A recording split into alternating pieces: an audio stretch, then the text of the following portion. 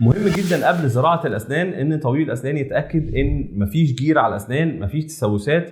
كل الاسنان والضروس اللي محتاجه علاج جذور المفروض ان يتم علاج الجذور الاول علشان نطمن ان مفيش بكتيريا موجوده في الفم، فبالتالي يكون اللثه والعظم الطبيعي في احسن حاله للزراعه. خليني اقول ساعات كتيره المريض يستعجل في عمليه الزراعه، فنزرع الاماكن المفقوده وجنب مكان الزراعه في ضرس محتاج علاج جذور، فالمريض يقول لي اجله يا دكتور ما تخليهوش دلوقتي، المهم دلوقتي عمليه الزراعه. فنلاقي ان الضرس الطبيعي اللي احنا اهملناه واستعجلنا في الزراعه ادى لفشل الزراعه. ازاي؟ ان الضرس الطبيعي يكون خراج، فالخراج يوصل للعظم الطبيعي اللي حوالين الزراعه فيحصل فشل للزراعه، فنقول يا ريتنا كنا عالجنا الضرس الطبيعي بشكل صح، سواء حشو جذور، سواء تركيبات، سواء تنظيف، وبعد كده نعمل عمليه الزراعه. وجود البكتيريا في الفم وسط الزرعات سواء في اسنان طبيعيه او سواء في اللثه ده بيهدد نجاح الزراعه. فعلى حسب حاله كل مريض بنقول له هل ينفع لك الزراعه بشكل مباشر؟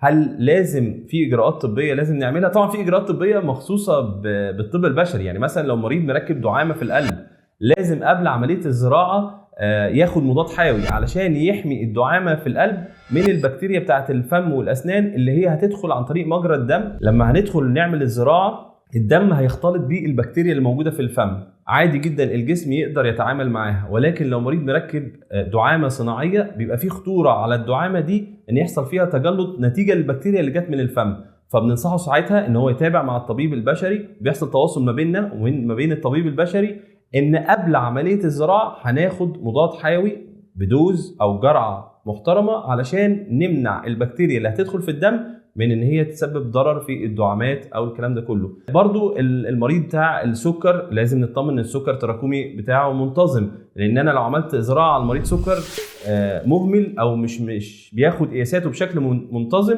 ده هيؤدي لفشل الزراعه في المستقبل.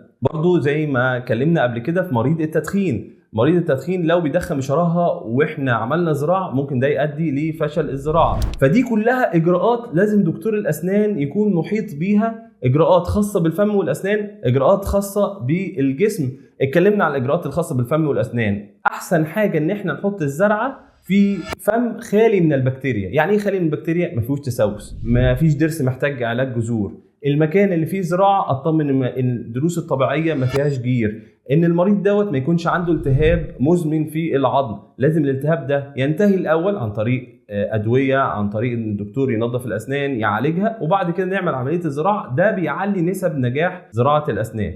اما بقى الحاجات الخاصه بالطب البشري او بالجسم سواء سكر، تدخين، ضغط، امراض في القلب او دعامات صناعيه، دي بيتم التنسيق مع الدكتور البشري، بس لازم دكتور الاسنان يكون محيط بيها قبل ما يعمل عمليه الزراعه عشان ما يحصلش مشاكل في المستقبل.